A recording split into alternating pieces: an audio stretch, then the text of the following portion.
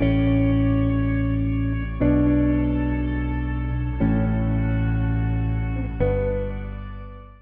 James Everest here. I'm Co-Portfolio Manager for Prime Value for Agriculture, Infrastructure and Structured Products. I'm here with our Farm Manager at Nangjalok, Charlie Shaw, July 2018. As you can see, picking's well underway. We're just in a patch of Washingtons here. Charlie, if you could just give us an update on the season so far, I guess what we've done, how things are looking in terms of grades and prices, that would be great.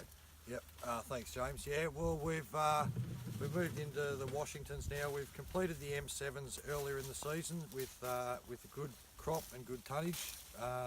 Interim prices are only the current in, and so we'll wait to see the finals there. Lang Navels also harvested with above estimated tonnages. Pricing is also looking good. Same scenario with only interim prices in at this point in time.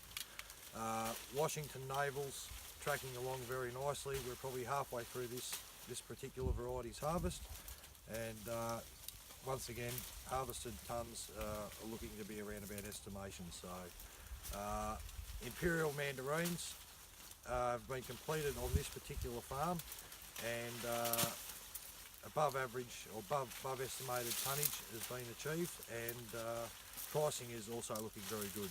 So yeah, no, it's fair to say that prices this year remain strong. Our grades are up a little bit compared to last year, given that Southern Cross have been on the farm for the year now. So we're seeing a higher proportion of KCT and first grade fruit, which will obviously help the final price.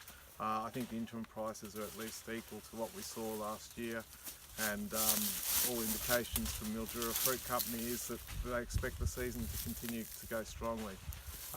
Originally we were forecasting, I guess, a fair decrease in yields versus last year's sort of bumper crops and higher quality as a result, but I think we're probably seeing the yields a little bit higher than what we forecast in the last update. So everything's looking very encouraging for the current season.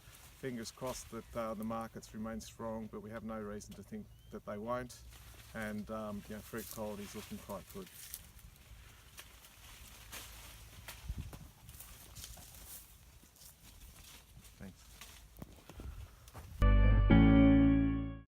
We're in our favourite patch of Afourer mandarins. Investors who have been on this journey with us would have visited this patch about a year ago. We also took some video footage from here earlier in the year, around April when I was here last. And as you can see, the growth is just phenomenal. They're, I think, what now, 4-year-old trees. And maybe Charlie, you can just explain the amount of fruit that we're seeing now compared to even last year, and I guess also how prices are trending on the Afourers. Yep. So last year off this 8-hectare patch we took 106 bins. Projected this year we're looking at least 350 plus across that 8 hectares. So there's a significant growth, which is really good to see. We'd expect prices to probably trend somewhere similar towards last year. Final prices are, I think, around 900 tonne average. So we'd sort of look towards that sort of pricing again. Markets for Afourers are always strong, and I think that'll be continued for the future as well. Yep. So these are probably what, a couple of weeks to a month away from harvest. Yes. So MFC are going to start packing Afourers sort of 18th of July. We'll look to probably picking them somewhere around then, maybe a week or so after, subject to testing of their maturity, so sugar levels and I just tested one. It's could probably do with another week, but it's tasting pretty damn good to me. Very good. Thanks. I'm here with Lockie from the Mildura Southern Cross office. I guess he's our expert on crops and broadacre stuff. We're here in the area that we last showed you, just being prepared for planting. We now have 165 hectares of wheat crop. The original thought was we'd go with chickpeas, but as we were sort of making a decision there, the Indians changed their tariffs, which put a bit of pressure on the chickpea market. We decided to go with wheat. We've basically, there's little exposure to our citrus trust investors because we're effectively leasing out this property, so we're getting the benefits of the crop in terms of the weed control and the nutritional value, but not taking a risk to the underlying price. That being said, it seems like wheat prices are fairly steady at the moment, but just any thoughts that you might have to Yeah, add? James.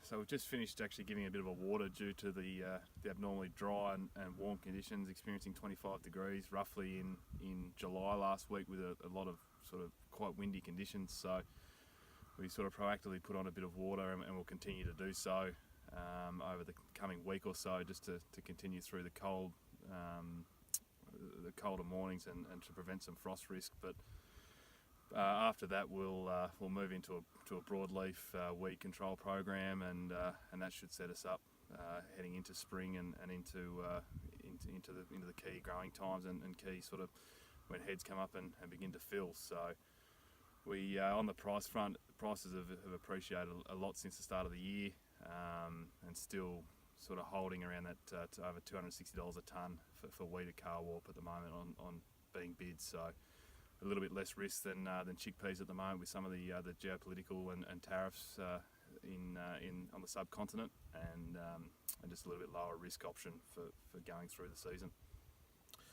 Part of this area, you can see the sprinklers here, so we've only planted where we have irrigation, but part of the long-term strategy may be actually to do a fairly big expansion of the irrigation system in the whole farm and give us the option of potentially planting out this ground with crops such as the citrus or perhaps nuts. So while we go through that development planning stage, which could take up to a couple of years before we'd ultimately make a decision to expand, we'll look at management of this land. We don't want to leave it fallow, if you like, because that just encourages weeds and makes it more difficult to manage.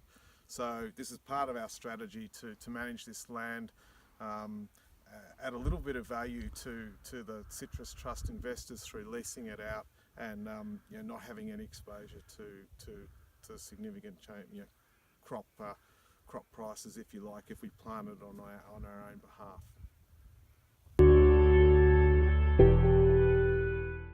We're here at Orange 1, that's the second property we purchased. It's about 3 or 4 k's down the road from Nangelock in a place called Killingen. It's basically, I guess about 40 hectares roughly, a large patch of Valencias. When we first bought the property, the idea was probably to top work those Valencias into other varieties, but given the strength of the Valencia market last year, the cash flow sort of encourages us to at least stick with the Valencias for probably another year or two, to maximise the cash flow, see what the options are from there. We're standing in a patch of Washington navels. Trees are sort of 8 or 9 years old. As you can see from the size of them compared to some of the ones we were looking at before at Nangelock, they will benefit from the TLC that they will be getting over the coming years. And Charlie was just going to give a bit more of an update of what they have done already on these trees and what we'll do in the future to maximise our returns. Yeah, thanks James. Yeah, so with these trees, the previous owners were probably on a minimal water usage, so we've sort of increased that a bit. We've also skirted the trees up a bit for this year's KCT markets. Extra fert programs that we've included and foliar sprays have shown good improvement in the tree health over the last 6 to 8 months since taking over management. Having said that, the trees are probably a little bit smaller than an average 9-year-old tree, but the fruit still looks good. We've got reasonable little crop on there and good sized fruit, so that's a positive out of this, and these trees will only come forward from where they are now, so yeah. And one of the things you mentioned is that we'll probably open them up a bit with a bit more of a pruning program, just to I guess to increase yields in future years as well. Yeah, that's right, James. There'll be a bit of an internal prune where a couple of limbs, maybe small limbs, will be taken out from the internal part of the tree to allow a little bit more light in there to reduce any dead wood, and which therefore means better fruit quality going forward, and also a better production for a longer term. But as a general comment, we're really happy with the progress that this this property's made in the last 6 to 8 months, and it'll make a nice little addition. It's effectively run by the same workforce as Nangelock, and using a lot of shared equipment. So it will be a nice addition to the trust and to the cash flow that we'll see starting from this year.